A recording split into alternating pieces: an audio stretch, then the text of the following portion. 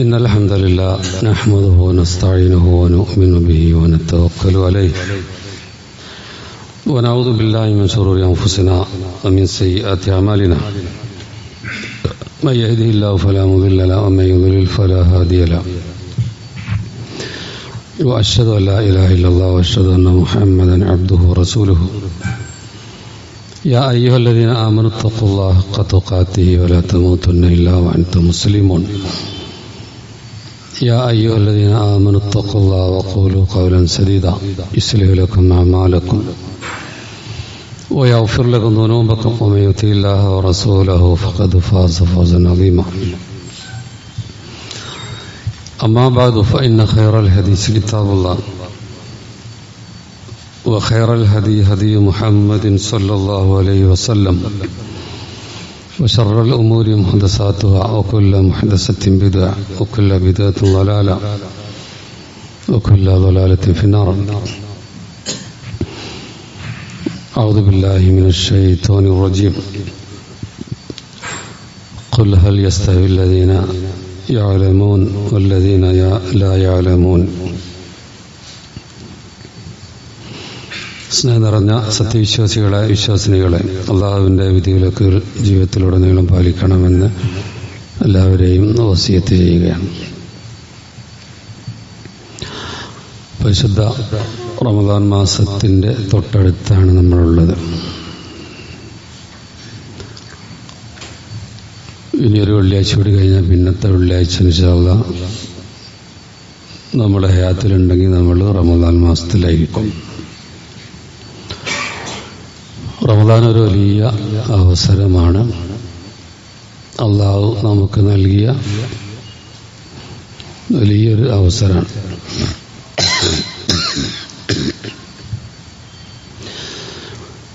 അത് നമുക്ക് വേണ്ടിയാണ് വരുന്നത്, നമ്മളെ നന്നാക്കാൻ വേണ്ടിയിട്ടാണ്. നോമ്പ് നിർബന്ധമാക്കി എന്ന് പറഞ്ഞപ്പോൾ അതിൻ്റെ ലക്ഷ്യമായി പറഞ്ഞത് നിങ്ങൾക്ക് തഖ്വ ഉണ്ടാകാൻ നോമ്പിൻ്റെ ഒരു ലക്ഷ്യമാണ് പറഞ്ഞത്. തഖ്വ ഉണ്ടാവാനാണ്. അപ്പോൾ കഴിഞ്ഞ വെള്ളിയാഴ്ച ഞാൻ പറഞ്ഞു, തഖ്വയും നമ്മുടെ നാവും വലിയ ബന്ധമുണ്ട്. നബി സല്ലല്ലാഹു അലൈഹി വസല്ലം തൻ്റെ എല്ലാ പ്രസംഗത്തിലും ഓതുന്ന ഒരായത്ത്, യാ അയ്യുഹല്ലദീന ആമനു, സത്യവിശ്വാസികളെ, ഇത്തഖുല്ലാഹ്, നിങ്ങൾ അല്ലാഹുവിനെ സൂക്ഷിക്കണം.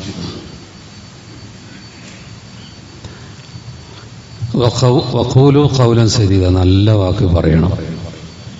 അപ്പോൾ തഖ്വയും നാവും തമ്മിൽ ബന്ധമാണ് പറയണത്.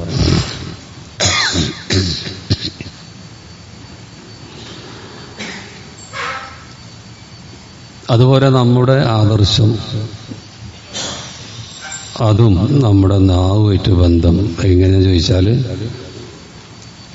നമ്മൾ നല്ല ആളായി നല്ല ആദർശം സ്വീകരിക്കുന്നുണ്ട്, ഷഹാദത്ത് കലിമ ചൊല്ലി മുവഹിദായി ശിർക്ക് ചെയ്യാതെ, പിന്നെ ഇസ്ലാമിൻ്റെ റുക്നുകൾ, അർക്കാനുൽ ഇസ്ലാം, അതായത് 5 കാര്യമുണ്ടല്ലോ, അതൊക്കെ ചെയ്യുന്നുണ്ട്, അള്ളാഹിൻ്റെ മാർഗത്തിലുള്ള പ്രവർത്തനങ്ങൾ ചെയ്യുന്നുണ്ട്, രാത്രി നിസ്കാരം, സദഖ, അങ്ങനെ പലതും. ഇതൊക്കെ ഇനി നമുക്ക് ചെയ്തതിൻ്റെ കൂലി അതൊരുപാട് ഉണ്ടാവും. അങ്ങനെ മനസ്സിലാക്കേണ്ട ഒരുപാട് പ്രതിഫലമുള്ള കാര്യമാണ്. പക്ഷെ അതൊക്കെ നാവ് ദൂർത്തടിക്കും. അതാണ് ഞാൻ മുആദ് ബിൻ ജബൽ റളിയല്ലാഹു അൻഹു ഒരു ഹദീസ് ഞാൻ ഉദ്ദേശിക്കുന്നത്. ഈ സൽക്കർമ്മങ്ങളൊക്കെ നമുക്ക് തന്നെ കിട്ടാൻ തയ്യണ്ട് നാവിനെ പിടിച്ചു വെക്കുക. അപ്പം അത്ര വലിയ വിഷയമാണ് നാവിൻ്റെത്. നമ്മൾ നിസ്സാരാക്കും പോലെയല്ല. അശ്രദ്ധയിൽ എന്തെങ്കിലുമൊക്കെ പറയുമ്പോഴൊക്കെ ശ്രദ്ധിക്കണം. അങ്ങനെയൊന്നും അശ്രദ്ധയിൽ എന്തെങ്കിലും പറയാൻ പറ്റില്ല. നമ്മൾ ചെയ്ത അമലുകളൊക്കെ ആ നാവ് കൊണ്ടുപോകും. അതുപോലെ പൊതുവെ പറയാത്ത തമാശ പറഞ്ഞാണ് അറിയാം. തമാശയിലൊന്നും അങ്ങനെ പറയാൻ പറ്റില്ല. ഇത് പറയുമ്പോൾ തമാശ പറ്റൂല, അങ്ങനെയൊന്നുമല്ല. നബി തിരുമേനി തമാശ ഉൾക്കൊണ്ട ആളായിരുന്നു. നല്ല സഹൃദയനാണ് നബി തിരുമേനി സല്ലല്ലാഹു അലൈഹി വസല്ലം. നബി സല്ലല്ലാഹു അലൈഹി വസല്ലം തമാശ പറഞ്ഞിട്ടുണ്ട്. പക്ഷെ റസൂൽ പറഞ്ഞു ഇന്നീല അംസഹു വല അഖൂലു ഇല്ലാ ഹഖ, ഞാൻ തമാശ പറയും. നബി പറയാം ഞാൻ തമാശ പറയും, പക്ഷെ ഞാൻ സത്യം മാത്രമേ പറയുള്ളൂ. തമാശ ഉൾക്കൊള്ളൂ. ഒരു ഉദാഹരണം പറഞ്ഞാൽ, ഒരു വയസ്സായ ഒരു സ്ത്രീ നബിയോട് വന്നിട്ട് പറയാണ് സ്വർഗത്ത് പ്രവേശിക്കുന്ന കാര്യം പറഞ്ഞിരണം. അവർ റസൂൽ എന്ത് ചെയ്തു? വയസ്സത്തികളൊന്നും സ്വർഗത്ത് പോകില്ല പറഞ്ഞു. അപ്പൊ അവര് കരഞ്ഞു. ഉടനെ തന്നെ അവരെ സമാധാനിപ്പിക്കുകയാണ്. വയസ്സത്തിയായിട്ട് പോകില്ല, വയസ്സന്മാരും പോകില്ല, ഒക്കെ യുവാക്കളായിട്ട് പോവുക. പറഞ്ഞൊക്കെ സത്യമാണെന്ന്. അതേസമയം തമാശയിലൂടെയാണ് പറഞ്ഞത് എന്നതിനെപ്പറ്റി പണ്ഡിതന്മാർ പറയലുണ്ട്. ഇതുപോലെ ഒരിക്കൽ ഒരു സഹാബി നബിയോട് ചോദിച്ചു. എന്താ ചോദ്യം എന്നറിയാം? സ്വർഗത്തിൽ കൃഷി ചെയ്യാൻ പറ്റുമെന്ന് അദ്ദേഹം ചോദിക്കണം. ഓരോരുത്തർക്ക് ഓരോ താല്പര്യമില്ല. ചിലർക്ക് കൃഷിയുടെ ജീവിതത്തിന്റെ ഒക്കെ ഭാഗമായിരിക്കും. അപ്പൊ അങ്ങനെ വല്ല ബോധ്യമൊക്കെ പറഞ്ഞു ചോദിക്കാലോ. നബിയോട് ചോദിച്ചതാണ്. നബി അതേ പറഞ്ഞു. പക്ഷെ ആ ചോദ്യം കേട്ട തൊട്ടടുത്തുള്ള മറ്റൊരു സഹാബി പറയാം, ആ ചോദിച്ച ആൾ അൻസാരിയാണ്. അതൊരു തമാശയായിരുന്നു. അങ്ങനെ അൻസാരികൾ അവിടുത്തെ കർഷകരാണ്. അപ്പൊ അത് കേട്ടപ്പോൾ നബി പുഞ്ചിരിച്ചു. നബി ഉൾക്കൊണ്ട നബി പുഞ്ചിരിച്ചു. കേട്ടിട്ട് തമാശ ഉൾക്കൊണ്ടുള്ളൂ പുഞ്ചിരിക്കുന്നു. സഹാബികൾ പറയുന്നുണ്ട്, ഞങ്ങള് പള്ളിയിൽ സുബഹി കഴിഞ്ഞാൽ ഇരിക്കും, സൂര്യൻ ഉദിക്കുന്നത് വരെ ഇരിക്കും, സഹാബികളും നബിയൊക്കെ. അപ്പൊ ചിലപ്പോൾ സഹാബികളുടെ ജാഹിലി കാലത്തെ പൊട്ടത്തരങ്ങളും വിവരക്കേടുകളൊക്കെ പറഞ്ഞ് ചിരിക്കുമ്പോൾ നബി പുഞ്ചിരിക്കും എന്ന് പറഞ്ഞു. അപ്പൊ ഞാൻ നബി ഇതൊക്കെ ഉൾക്കൊള്ളുന്ന ആളാണെന്ന് അർത്ഥം. അപ്പൊ പറഞ്ഞെന്താ വെച്ചാൽ തമാശ പറയല്, തമാശ ഉൾക്കൊള്ളല്, അത് എതിർക്കല്ല ഇവിടെ പറയണേ. ചിലർ തമാശ എന്നുള്ള പേരില് കുത്തുവാക്കുകൾ പറയുന്നവരുണ്ടാവും. ചിലരുടെ തമാശ എന്ന വ്യാജേന അവർ പറയുന്നത് കൊണ്ട് ബന്ധങ്ങൾ തകരലുണ്ട്. ചിലരെ തമാശ എന്ന പേരിൽ കള്ളം പറയലുണ്ട്. ഇവർക്ക് ആൾക്കാരൊന്ന് ചിരിക്കാൻ വേണ്ടി. പക്ഷെ കള്ളം പറഞ്ഞിട്ട് അതാണ് തമാശ. അങ്ങനെ പറയുന്നവരെ പറ്റി നബി സല്ലല്ലാഹു അലൈഹി വസല്ലം ഒരിക്കൽ പറഞ്ഞു. ഇങ്ങനെയാണ്. എന്താ പറഞ്ഞത്? വൈലുൻ ലില്ലദി യുഹദ്ദിസ് ഫയക്സിബ് ലിയുദ്ഹിക ബിഹിന്ന, ജനങ്ങളെ ചിരിപ്പിക്കാൻ വേണ്ടിയിട്ട് കള്ളം പറയുന്നവർക്ക് നാശം. വൈലുൻ ലഹു വൈലുൽ, ആവർത്തിച്ച് പറയണം. അപ്പൊ നമ്മുടെ സംസാരം അതിന്റെ ഉത്തരവാദി നമ്മളാണ്. അതിന്റെ ഏൽക്കന്നെ വേണ്ടി വരും. അപ്പൊ ഇപ്പൊ റമദാന് ഒക്കെ വരില്ലേ, നമുക്ക് നല്ലൊരു അവസരമാണ്. ഈ അവസരം എന്ന് പറഞ്ഞാൽ നമ്മളെ നന്നാക്കാനാണ്. ഏറ്റവും പ്രധാനപ്പെട്ടൊരു വിഷയമാണ് നാവിന്റെ കാര്യം ഞാൻ പറഞ്ഞു. കാരണം ചില വാചകങ്ങൾ, പുറത്തു വരുന്ന വാചകങ്ങൾ തിരിച്ചെടുക്കാൻ പറ്റില്ല, നമുക്കറിയാം. അതുകൊണ്ട് എന്തെല്ലാം പ്രശ്നം. അതൊരു പക്ഷെ ദീനിനെതിരെ ആയിരിക്കും സംസാരിച്ചിട്ടുണ്ടാകാം, അല്ലെങ്കിൽ ദീനനുസരിച്ച് ജീവിക്കുന്നവർക്ക് എതിരെ പരീക്ഷതായിരിക്കും. പല രൂപത്തിലാണ്. പക്ഷേ അതിനെപ്പറ്റി നബി സല്ലല്ലാഹു അലൈഹി വസല്ലം പറഞ്ഞ ഒരു ഹദീസ് ഇങ്ങനെയാണ്: ഇന്നർ റജുല ലയതകല്ലം, ചിലർ സംസാരിക്കും, ബിൽകലിമ, ചില പദങ്ങൾ, മിൻ സഖത്തില്ല, പക്ഷെ അത് അള്ളാഹ്ക്ക് കോപമുള്ള വിഷയമായിരിക്കും. പക്ഷെ ലാ യുൽഖിലഹ ബാല, അവനത്ര മൈൻഡ് ചെയ്തില്ല. ഇതൊക്കെ ഇപ്പൊ എന്താ പറഞ്ഞാൽ ശ്രദ്ധിക്കാതെ പറയാൻ, ശ്രദ്ധിക്കാതെ എന്തെങ്കിലും ഒന്നും പറയാൻ പറ്റൂല. തഹ്വീബി ഫിന്നാർ, അവനെ നരകത്തിലേക്ക് അത് കൊണ്ടുപോകും, താഴ്ത്തി തള്ളിയിടും. അബദമാ മിമ്മ ബൈനൽ മശ്രിഖ് വൽ മഗ്രിബ്, കിഴക്കും പടിഞ്ഞാറും എത്ര അകലുണ്ട്, അതുപോലെ നരകത്തിന്റെ അടിയിലേക്ക് എത്തിക്കുന്ന ചില പദങ്ങൾ പറയുന്നവരാണ്. അപ്പൊ നമ്മൾ ശ്രദ്ധിക്കണ്ടേ, നാവിനെ പിടിച്ചു വെക്കണം. നബി നാവിനെ പിടിച്ചു വെച്ചിട്ടാണ് മുആദ് ബിൻ ജബലോട് പറഞ്ഞത്. ഇതിനെ പിടിച്ചു വെച്ച് ചെയ്ത സൽക്കർമ്മങ്ങളൊക്കെ, നമ്മുടെ തൗഹീദ് അതുണ്ടെങ്കിലേ കൂലിയിട്ടുള്ള തൗഹീദിന്റെ കൂലി പോലും നാവ് ദൂർത്തടിച്ചു കൊണ്ടുപോകും. ഇസ്ലാമിന്റെ റുക്കിനുകൾ നമ്മൾ ചെയ്തതൊക്കെ അതൊക്കെ ചിലപ്പോൾ ഇങ്ങനെ പോകും വേറെ വഹിക്കും. അവ നിസ്സാരമാണ് എന്ന് തോന്നുന്നല്ലേ. ദേഷ്യം പിടിച്ചപ്പോൾ പറഞ്ഞതാണ്, അങ്ങനെ പറഞ്ഞില്ല. ദേഷ്യം പിടിച്ചപ്പോൾ പറഞ്ഞതാണ്. ദേഷ്യം പിടിക്കുമ്പോൾ പറയുമ്പോഴും ശ്രദ്ധിക്കണം. ദേഷ്യം പിടിച്ച് പറയുകയാണെങ്കിൽ ദേഷ്യം പിടിക്കുമ്പോൾ അതിൽ ഇല്ലായ്മ ചെയ്യാനൊക്കെ വഴികളൊക്കെ നബി പറഞ്ഞിട്ടുണ്ട്. ചില ഓതു പോയെടുക്കാനൊക്കെ പറഞ്ഞിട്ടുണ്ട്. വല്ലാതെ ദേഷ്യം വരാനും ഓതെടുത്താണ്. വേറൊരുക്കെ പറഞ്ഞു ദേഷ്യം പിടിക്കുന്ന നിന്നിട്ട് ആ ദേഷ്യം കൊണ്ട് ഇരുന്നാളാ പറഞ്ഞു. അപ്പോഴും പറയണ്ട, ദേഷ്യം പിടിച്ചതെന്തോ പറഞ്ഞ് എന്തായാലും വിവരക്കേടായിരിക്കും, പിന്നെ ഖേദിക്കേണ്ടി വരും. ഇരുന്നിട്ടാണ് ദേഷ്യം പിടിച്ചെങ്കിൽ കടക്കാൻ പറഞ്ഞിട്ടുണ്ട് നബി സല്ലല്ലാഹു അലൈഹി വസല്ലം. കാരണം ദേഷ്യത്തിന്റെ അടിസ്ഥാനത്തിൽ എന്താ ഉള്ളിന്ന് വരിക എന്നറിയില്ല, അങ്ങനെയൊക്കെ വരൂലേ. ഇത് ശ്രദ്ധിക്കണം. നമ്മുടെ സംസാരശാസ്ത്രം എന്ന് പറഞ്ഞാൽ ഇസ്ലാമിൽ വല്ലാത്തൊരു കാര്യമാണ്. ആവശ്യമുള്ളത് പറയാം, അല്ലാത്തതൊക്കെ പ്രശ്നമാണ്. ഞാൻ ഒന്ന് രണ്ട് ഉദാഹരണങ്ങൾ പറയാം. ഇത് ഒരു ദേഷ്യം പിടിക്കുമ്പോൾ പറയാറുകയാണെങ്കിൽ അങ്ങനെയാണെങ്കിൽ ഇസ്രായേലിൽപ്പെട്ട രണ്ടാൾക്കാരൊരു സംഭവം നബി തിരുമേനി പറഞ്ഞിട്ടുണ്ട്. ഒരാൾ നല്ല ആബിദാണ്, ഇബാദത്ത് വെച്ച് ഇങ്ങനെ കഴിച്ചുകൊണ്ടാണ്, മറ്റാൾക്ക് അത്ര സദ്യമൊന്നുമില്ല. അപ്പൊ ഇയാളിങ്ങനെ ഉപദേശിക്കും, ഇങ്ങനെ പോയാൽ പോരാ, നന്നാവണം, എൻ്റെ ജീവിതം ശരിയില്ല, നന്നാവണം എന്നറിയും. പക്ഷെ എത്ര ആൾ വിചാരിച്ച മാതിരി ആണില്ല, ഇയാൾ അങ്ങനെയൊന്നും നന്നാവണില്ല, മറ്റേയാൾ വിചാരിച്ച അത്ര ശരിയാണില്ല. ഒരു ദിവസം ദേഷ്യം പിടിച്ചിട്ട് അള്ളാഹുവാണ്, അള്ള ഒരിക്കലും നിനക്ക് പുറത്തരൂല, വല്ലാഹി ആണിട്ടാ പറഞ്ഞു, വല്ലാഹി ലാ യഗ്ഫിറുല്ലാഹു ലക്, അള്ള നിനക്ക് ഒരിക്കലും പുറത്തരൂല.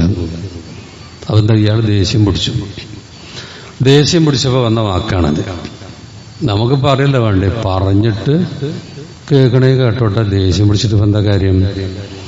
ദേഷ്യം പിടിക്കുമ്പോൾ പിന്നെ വേറൊരു വിഷയമുണ്ട്. അത് പിന്നെ നമ്മൾ പറഞ്ഞിട്ട് ഞാൻ പറഞ്ഞിട്ട് കേട്ടില്ല എന്നുള്ളത് കൊണ്ടായി. ദേഷ്യം എന്തിനാണ്? അള്ളാന്റെ ദീനനുസരിക്കാത്തത് മാത്രമല്ലാതെ ഞാൻ പറഞ്ഞിട്ട് ഇന്ന മൈൻഡ് ചെയ്തില്ല. അപ്പൊ നമ്മളെ മൈൻഡ് ചെയ്തോ ഇല്ല എന്നുള്ളതൊന്നും അല്ല ഇവിടുത്തെ വിഷയം. അപ്പൊ ഇവിടെ നബി തിരുമേനി പറയാണ്, അള്ളാഹു ഇടപെട്ടിട്ട് പറഞ്ഞു, മനില്ലതി യതഅല്ല അലയ്യ അല്ലാ അഗ്ഫിർ ലി ഫുലാൻ, ഞാൻ ഇന്ന വ്യക്തിക്ക് പുറത്തു കൊടുക്കില്ല എന്ന് എന്റെ പേര് സത്യം പറയാൻ അയാൾ ആരാണ്? ഞാൻ അവന് പുറത്തു കൊടുത്തിരിക്കുന്നു, നിന്റെ അമൽ ഞാൻ ബാത്തിലാക്കിയിരിക്കുന്നു. ഇതൊക്കെ വലിയ കാര്യം നമ്മളെ പഠിപ്പിക്കുന്നത്. നമ്മൾക്ക് പറയാൻ അവകാശമില്ലാത്തത് നമ്മുടെ നാവ് കൊണ്ട് വരും. അള്ള ചെയ്യേണ്ട വിഷയം നമ്മളെങ്ങനെയാ പറയല്? ഉദാഹരണം പറയും, ശപിക്കല്. ഒരു ഉദാഹരണം പറയാം. എന്താ ശപിക്കല്?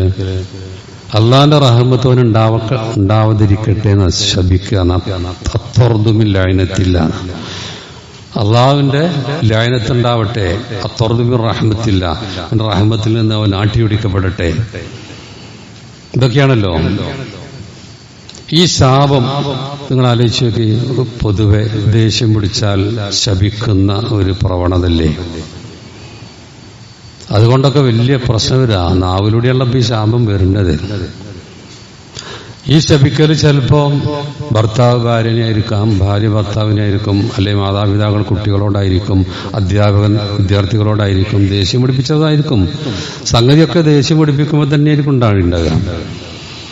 പക്ഷെ ഒരു ദേഷ്യം പിടിപ്പിക്കും, നമ്മുടെ ദേഷ്യം പിടിക്കണ്ടെന്ന്. ദേഷ്യം പിടിച്ചിട്ട് അങ്ങനെ പറയാൻ പറ്റൂല എന്ന്. ശപിച്ചാൽ അതിനെപ്പറ്റി നബി സല്ലല്ലാഹു അലൈഹി വസല്ലം പറഞ്ഞ എന്താ പറയുക, ഒരാള് വേറൊരുത്തനെ ശപിച്ചാൽ, എന്താണ് മൃഗാണെങ്കിലും വാനാണെങ്കിലും മനുഷ്യനാണെങ്കിലും, ആ സ്വൈതത്തുൽ അനാ ശാപം മുകളിലേക്ക് പോകും. എന്നാൽ ആകാശങ്ങളുടെ കവാടങ്ങൾ തുറക്കപ്പെടില്ല. അപ്പൊ അത് പിന്നെ ഭൂമിയിലേക്ക് ഇറങ്ങും. എന്നിട്ട് എവിടെയത് കൊള്ളിക്കുക, അങ്ങോട്ടും ഇങ്ങോട്ടൊക്കെ നോക്കും. യമീനം വിശ്വം അറിയാം, ആ ലയനത്താണ് ഈ പോണത്, അങ്ങോട്ടും ഇങ്ങോട്ടും പോകും. എവിടേക്കും പോകാൻ വഴിയില്ലാന്ന് കണ്ട ആരെയാണ് ശപിച്ച അയാളിലേക്ക് വരും. അയാൾ അർഹനാണെങ്കിൽ, അയാൾ ആരെയാണ് ശപിച്ചത്, ആ ശാപത്തിന് അർഹത ഉണ്ടെങ്കിൽ ആ ശാപം അവനിലേക്കാണ് പോകും. അഥവാ അവൻ അതിന് അർഹതല്ലെങ്കിലോ ആ ശാപം ശപിച്ചവനിലേക്ക് തിരിച്ചു വരും എന്നാണ് നബി സല്ലല്ലാഹു അലൈഹി വസല്ലം പറഞ്ഞു. അപ്പൊ നമുക്ക് ആ ശാപം ഒരിക്കലും നന്നാവില്ല അവൻ. അങ്ങനെയൊക്കെ ചിലർ പറയാം, ഒരിക്കലും ഗുണം പിടിക്കൂല, അങ്ങനെയൊക്കെ നമ്മൾ പറയാം. നമുക്ക് എങ്ങനെയാ അള്ളാന്റെ അടുത്തുള്ള കാര്യം നമ്മളെങ്ങനെയാ പറയല്? ഓ ഗുണം പിടിക്കൂല എന്ന് പറയാൻ നമുക്ക് എന്ത് ഭാവി നമുക്കറിയാം? നമുക്ക് എന്തെങ്കിലും അറിയോ? മഹാനായ ഉമർ ഖത്താബിനെ പറ്റി ഒരിക്കൽ പറഞ്ഞത്രേ, ഉമറിന്റെ കഴുത മുസ്ലിമായാലും അദ്ദേഹം മുസ്ലിം ആവൂല. പ്രവചനാണ് ഓരോരുത്തര്. എന്നിട്ട് എന്തായി നിങ്ങൾ ആലോചിച്ച് നോക്കി. അപ്പൊ നമുക്ക് ചില പ്രത്യക്ഷത്തിലുള്ള ചില കാര്യങ്ങൾ കണ്ടിട്ടൊന്നും വിധി പറഞ്ഞാൽ ഒന്നും ശരിയാവില്ല, നമ്മളത് ഒക്കെ പ്രശ്നമാവും. മാത്രമല്ല ഇവരെ പറ്റി നബി സല്ലല്ലാഹു അലൈഹി വസല്ലം ഒരിക്കൽ പറഞ്ഞു, ലാ യകൂനുൽ ലഹാനൂന ശുഫഅ വലാ ശുഹദാ, ശപിക്കുന്നവർ ഒരിക്കലും അവർക്ക് പരലോകത്ത് നഷ്ടപ്പെടുന്ന വലിയ ഉന്നതമായ സ്ഥാനമാണ് ഈ പറയുന്നത്. സത്യവിശ്വാസികൾക്ക് പരലോകത്ത് കിട്ടുന്ന ഉന്നതമായ കുറെ സ്ഥാനങ്ങൾ, 2 സ്ഥാനം തന്നറിയങ്ങള് അവർ ശുപാർശകരാവുന്നതാണ്. ശുപാർശകരാവും.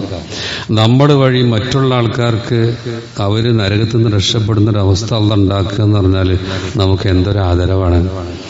ഏത് നരകത്തിൽ പോകേണ്ട ആൾക്കാരെ സത്യവിശ്വാസികളുടെ ശുപാർശകാരൻ അല്ലാതെ ഇന്ന് രക്ഷപ്പെടുത്തും.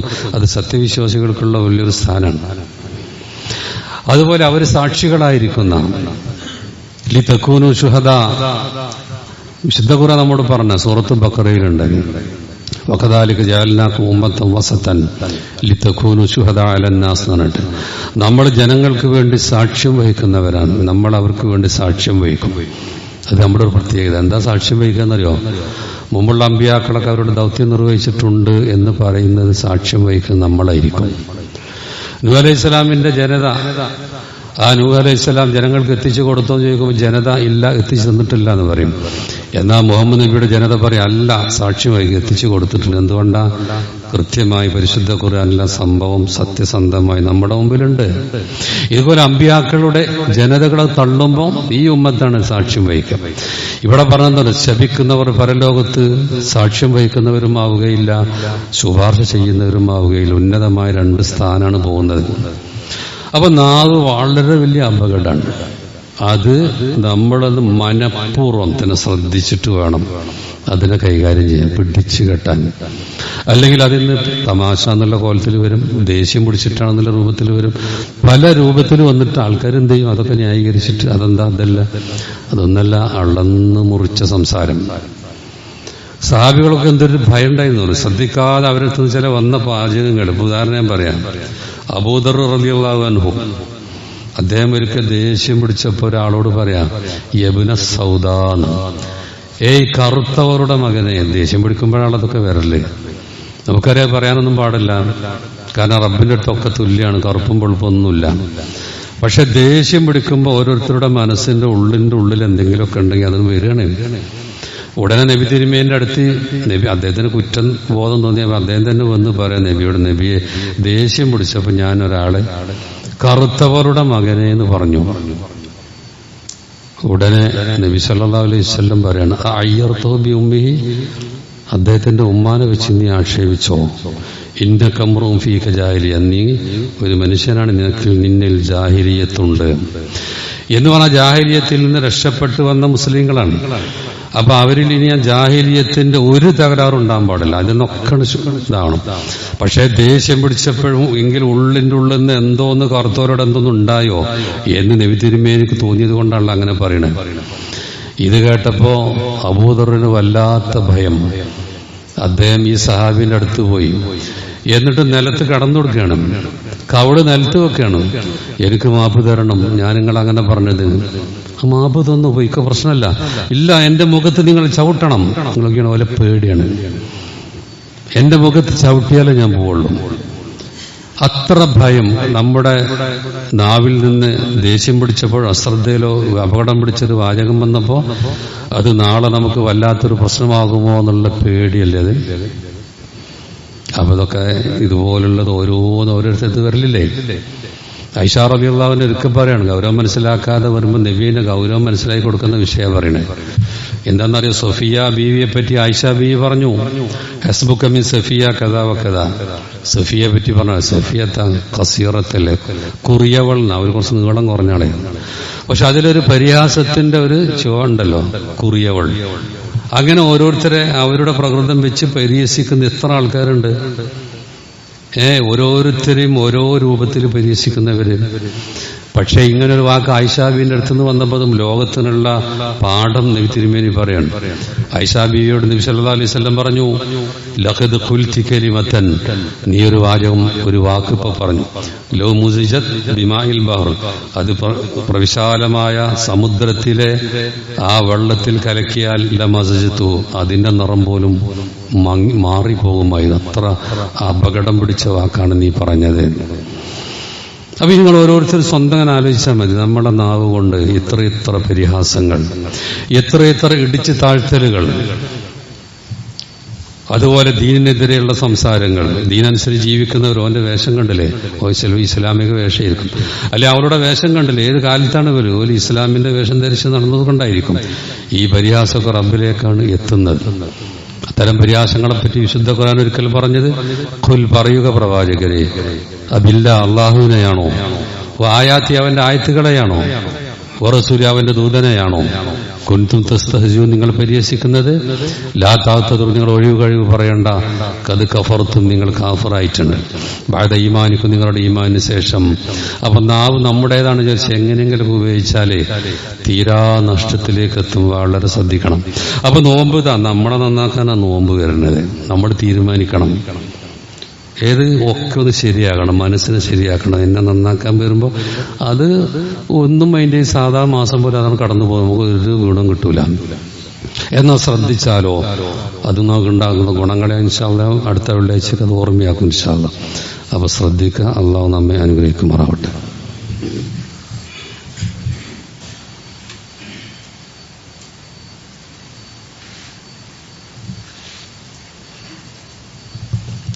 അൽഹംദുലില്ലാഹി വസ്സലാത്തു വസ്സലാം അലാ റസൂലില്ലാഹി വഅലാ ആലിഹി വസ്സഹ്ബിഹി അജ്മഈൻ. അമ്മാ ബഅദ്. സത്യവിശ്വാസികളെ, വിശ്വാസിനികളെ, അള്ളാഹുവിൻ്റെ വിധിവിലക്കുകൾ ജീവിതത്തിലുടനീളം പാലിക്കണമെന്ന് എല്ലാവരെയും വസിയത്ത് ചെയ്യുന്നു. പരിശുദ്ധ ഖുർആനിൽ സൂറത്ത് സുമറിൽ പറഞ്ഞൊരു വചനം, ഖുൽ ഹൽ യസ്തവില്ലദീന യഅലമൂൻ വല്ലദീന ലാ യഅലമൂൻ. പറയുക, അറിവുള്ളവരും അറിവില്ലാത്തവരും സമമാകുമോ? ഒരിക്കലും സമമാവില്ല എന്നതിന് വേണ്ടി പറയാം. ഇവിടെയുള്ള അറിവ് എന്ന് പറഞ്ഞാൽ ദീനിയായ അറിവാണല്ലോ. ഭൗതിക അറിവ് നമ്മളിത് പറയുമ്പോഴും അതും വേണം, ഇത് വേണമൊക്കെ പറയും, ഒക്കെ വേണം. പക്ഷേ പരലോകവുമായി ബന്ധപ്പെട്ട അറിവുമായി താരതമ്യം ഇതൊക്കെ വളരെ നിസ്സാരമാണ്, ഭൗതികമായ അറിവൊക്കെ. അപ്പോൾ ഏതായാലും ശരി, വിവരം, അറിവ്, ദീനി അറിവ്, അത് നമ്മുടെയൊക്കെ നാട്ടിൽ ആൾക്കാർക്ക് കിതാബും സുന്നത്തും പഠിപ്പിക്കാൻ വേണ്ടി പണ്ട് മുതലേ അറബി കോളേജുകളൊക്കെ നമ്മൾ സ്ഥാപിച്ചിരുന്നു. ദീർഘവീക്ഷണമുള്ള വലിയ വലിയ പണ്ഡിതന്മാർ കേരളത്തിൽ പല ഭാഗത്തും കിതാബും സുന്നത്തും ജനങ്ങൾക്ക് പഠിപ്പിക്കാൻ വേണ്ടി അറബി കോളേജുകൾ സ്ഥാപിച്ചെന്നറിയാം. പല അറബി കോളേജിൽ അങ്ങനെ അതിൽ നിന്ന് വന്ന സന്തതികൾ നമ്മുടെ കേരളത്തിൻ്റെ നാനാഭാഗത്തും കിതാബും സുന്നത്തും ഒക്കെ പ്രചരിപ്പിച്ച് നടന്ന ആ വലിയ ഒരു രംഗം. ഇന്നത് അത്ര അങ്ങോട്ട് പോരാ. പല അറബി കോളേജുകളും ദൗത്യം മറന്നിട്ടുണ്ടെന്ന കോളേജിൻ്റെ ആൾക്കാർ തന്നെ പറയാറുണ്ട്. പക്ഷെ അതിൻ്റെ ഇടയിൽ നിന്ന് ഞാൻ ഒരൊറ്റ കോളേജ് ഞങ്ങളോ ശ്രദ്ധയിൽപ്പെടുത്തുന്നത്, നമ്മുടെ ഈ മിനി ഊട്ടിയിലുള്ള ജാമിയത്തുൽ ഹിന്ദ്. ഏകദേശം ഒരു 10-13 കൊല്ലമായിട്ടേ ഉണ്ടായിട്ടുള്ളൂ. പക്ഷെ 100-ലേറെ ആൾക്കാരെ, പണ്ഡിതന്മാരെ പുറത്ത് ഇറക്കിയ വലിയൊരു സ്ഥാപനമാണ്. നമ്മുടെ തൊട്ടടുത്താണ്, മഞ്ചേരിൻ്റെ അടുത്തുള്ള സ്ഥലമാണല്ലോ. 2 ക്യാമ്പസ്, ഒന്ന് ലേഡീസ് ക്യാമ്പസ് പാണക്കാടും മറ്റൊന്ന് മിനി ഊട്ടിയിലാണ്. വാസ്തവത്തിൽ അവിടെ പഠിക്കുന്നവരെടുത്ത് അവിടെ സാധാരണ ഈ അറബി കോളേജിലേക്കൊന്നും കുട്ടികളെ കിട്ടലില്ല. നമുക്കറിയാമല്ലോ, ഒക്കെ ഇങ്ങനെ ഭൗതികം പോകും. അറബി കോളേജ് സ്ഥാപിച്ചാൽ പിന്നെ കല്യാണം കഴിക്കാത്ത കുറച്ച് പെൺകുട്ടികൾ വരും, അല്ലാത്തവരൊക്കെ അങ്ങനെ ഉണ്ടാവില്ല, ആൺകുട്ടികളൊന്നും കിട്ടൂല. അങ്ങനെയാണ് പല അറബി കോളേജിൻ്റെ അവസ്ഥ. പക്ഷെ ഇവിടെ കുട്ടികൾ വന്നിട്ടും പ്രവേശനം കൊടുക്കാൻ കഴിയലില്ല. ഒരു കൊല്ലം 100 കുട്ടികൾ എടുക്കണമെങ്കിലും 200-300 അപേക്ഷ വരും. അതും SLCക്ക് ഫുൾ A+ കിട്ടിയ കുട്ടികൾ കണ്ടമാനം. അത്രയേറെ ജനങ്ങളുടെ മനസ്സിൽ കയറിയ ഒരു സ്ഥാപനം. അവിടെ ലക്ഷദ്വീപിൽ നിന്ന് വന്ന് പഠിക്കുന്ന കുട്ടികളുണ്ട്, കർണാടകയിലെ കുട്ടികളുണ്ട്, അതുപോലെ തമിഴ്നാട്ടിലെ കുട്ടികളുണ്ട്. ഇതൊക്കെ ഇത് അറിഞ്ഞിട്ട് വരിക. അറിയാത്തവരുണ്ടെങ്കിൽ ഞാനൊന്ന് അറിയിക്കുക കൂടി ചെയ്യാൻ. കാരണം അള്ളാന്റെ കിതാബ്, റസൂലിന്റെ സുന്നത്തും അത് പൂർവികർ എങ്ങനെ മനസ്സിലാക്കി അത് വളരെ സുന്ദരമായി പഠിപ്പിക്കുന്ന അധ്യാപകരാണ്. ഈ വിദേശമൊക്കെ പഠിച്ചു വന്ന പല അധ്യാപകരാണ് അവിടെ ഉള്ളത്. അപ്പൊ ഇത് മനസ്സിലാക്കിയതും ഇതിന് സ്വീകാര്യത കിട്ടിയതായിരിക്കും. അപ്പൊ ഞാൻ പറഞ്ഞത് വെച്ചാൽ അതിന്റെ ഒരു 3ാമത്തെ സനത് ദാനം, 3ാമത്തെ പറഞ്ഞാൽ അത്ര കുറച്ച് ഇതായിട്ടുള്ളൂ എന്നർത്ഥം. 3ാമത്തെ സനത് ദാനം അതിന്റെ ഒരു ആഘോഷപൂർവ്വം 3 ദിവസങ്ങളിലായി നടക്കുകയാണ്. ഇന്ന് അസറിന് മുതൽ നാളെയും പിന്നെ ഞായറാഴ്ച അസറിന് ശേഷം വേങ്ങര വെച്ചിട്ടാണ് വളരെ വിപുലമായിട്ട് നടക്കുന്നത്. അപ്പോൾ ഞാൻ പറഞ്ഞത് അതിൽ നമ്മളൊക്കെ ഒന്ന് പങ്കെടുക്കുക. പണ്ഡിതന്മാരായി പട്ടം വാങ്ങി പുറത്തു പോകുന്ന ആൾക്കാർ അവരെന്ന് എവിടെയൊക്കെ ഉണ്ടല്ലോ, വിദേശ യൂണിവേഴ്സിറ്റി പഠിക്കുന്നുണ്ട്. മദീനയിൽ ഒരുപാട് കുട്ടികൾ ഇവിടുന്ന് പാസ്സായ കുട്ടികൾ പഠിക്കുന്നുണ്ട്. അതുപോലെ റിയാദിലെ ജാമിയത്തുൽ ഇമാം പഠിക്കുന്ന കുട്ടികളുണ്ട്. വേറെയും സൗദിയിലെ പല ഭാഗത്തും, അസ്ഹർ യൂണിവേഴ്സിറ്റിയിൽ ഈജിപ്തിൽ പഠിക്കുന്ന കുട്ടികളുണ്ട്. ഇന്ത്യയിലെ തന്നെ ഡൽഹിയിലെ ജാമിയ മില്ലിയയിൽ ഇവിടുന്ന് പോയ കുട്ടികൾ, അവിടെയൊക്കെ അവർ വളരെ അവരുടെ കഴിവ് തെളിയിച്ചുകൊണ്ട് മുന്നോട്ട് പോവുകയാണ്. അങ്ങനെ പലതിലുണ്ട്. പല കുട്ടികളും ദായികളായിട്ട് പല ഭാഗത്തും ഖുതുബ നടക്കുന്നവർ, മുഖാമുഖം നടത്താൻ കഴിയും, ഖണ്ഡന പ്രസംഗം നടത്താൻ കഴിയുന്നവർ, ഇൽമിയായി എന്തൊക്കെയാണോ വേണ്ടത് അതൊക്കെ പഠിക്കാവുന്ന വല്ലാത്തൊരു അന്തരീക്ഷം അവിടെ അള്ളാഹ് നമുക്ക് തന്നതാണ്. അപ്പോൾ ഈ സമ്മേളനത്തിന് സാമ്പത്തിക ചെലവുണ്ടാവും, ഇന്നതിൻ്റെ ഒരു ബക്കറ്റ് പിരിവുണ്ട്, നിങ്ങളതൊന്ന് ശ്രദ്ധിക്കണം. ഇതൊക്കെ ദീനിയായ കാര്യത്തിനാണെന്നുള്ളൊരു ശ്രദ്ധ വേണം. മാത്രമല്ല നമ്മുടെയൊക്കെ കുട്ടികളെ വീട്ടിൽ നിന്ന് ഒരു കുട്ടീനെങ്കിലും ഇതൊക്കെ പഠിക്കാൻ അവസരം കിട്ടുക എന്ന് പറഞ്ഞാൽ വലിയ കിട്ടലാണ്. പലരും ശ്രദ്ധിക്കുന്നില്ല. ഒക്കെ ഭൗതികത കൊണ്ട് തലയിൽ കയറിയിട്ട് അത് മതി അത് വിചാരിച്ചു. പക്ഷെ അതൊക്കെ ഇത്ര നല്ല അവസരം തൊട്ടടുത്തുണ്ടായിട്ട് അതൊന്നും ഉപയോഗിക്കാതിരുന്നാൽ വലിയ പ്രശ്നമാണ്. അപ്പൊ ഇങ്ങനെ ഈ ദീനിയായ കാര്യത്തിന് അത് നമ്മുടെയൊക്കെ സഹായം കൊണ്ട് തന്നെയാണ് ഈ സ്ഥാപനം നിന്ന് പോണത്. റമദാനിലെ പിരിവാണ് കാര്യമായിട്ട്. അപ്പൊ ഇപ്പൊ ഈ സന്നദ്ധാന സമ്മേളനവുമായി ബന്ധപ്പെട്ടിട്ട് പള്ളികളിലൊക്കെ പറയാൻ അവരാവശ്യപ്പെട്ടതിന്റെ അടിസ്ഥാനത്തിലാണ് ഞാൻ പറയുന്നത്. അതുകൊണ്ട് നമ്മുടെ പോക്കറ്റ് അറിഞ്ഞ ഒരു സംഭാവന അതിലേക്ക് നിങ്ങൾ ഇട്ടുകൊടുക്കുമ്പോഴും പിന്നെ അത് കേൾക്കാൻ വളരെ വൈജ്ഞാനികമായ പല പരിപാടികളും നടക്കുന്നുണ്ട്. അത് ശ്രദ്ധിക്കുക. ഇന്നു മുതലുണ്ട്, കഴിയുന്നവരൊക്കെ ഇതിന് പോവുക. അതിനായി കഴിയാത്തവർ ഞായറാഴ്ച എന്തായാലും വേഗതയിൽ നടക്കുന്ന മഹാസമ്മേളനത്തിലെങ്കിലും പങ്കെടുക്കാൻ ശ്രദ്ധിക്കുക. ദീനിയായ കാര്യങ്ങളായതുകൊണ്ടാണ് ഇത് സൂചിപ്പിച്ചിട്ടുള്ളത്. നന്മകൾ ചെയ്ത് മുന്നേറാനുള്ള തൗഫീഖ് അള്ളാഹു നമുക്കൊക്കെ പ്രദാനം ചെയ്യുമാറാവട്ടെ. അള്ളാഹു അവൻ ഉദ്ദേശിച്ച അവൻ നന്മ തൗഫീഖ് ചെയ്ത സ്വർഗത്തിലേക്ക് പ്രവേശിക്കുന്ന നല്ലവരുടെ കൂട്ടത്തിൽ നമ്മെ ഉൾപ്പെടുത്തുമാറാവട്ടെ. അതൊക്കെ നമ്മൾ അമ്പിയാക്കളുടെ കൂടെ ജന്നാത്തുൽ ഫിർദൗസിൽ പ്രവേശിപ്പിക്കുമാറാവട്ടെ. നമ്മുടെ ഈ ലോകത്തിലെ പ്രതിസന്ധി, അതുപോലെ നമ്മുടെ മരിച്ച മാതാപിതാക്കൾ, കൂട്ടുകുടുംബങ്ങൾ, അവർക്കൊക്കെ റബ്ബ് ആഫിയത്തും അതുപോലെ മരിച്ചുപോയവർക്ക് മഗ്ഫിറത്തും മർഹമത്തും നൽകി അവർക്ക് എല്ലാവിധ അനുഗ്രഹങ്ങളും പ്രദാനം ചെയ്യുമാറാവട്ടെ. ربنا آتنا في الدنيا حسنة وفي الآخرة حسنة وقنا عذاب النار. ربنا لا تزغ قلوبنا بعد إذ هديتنا وهب لنا من لدنك رحمة إنك أنت الوهاب.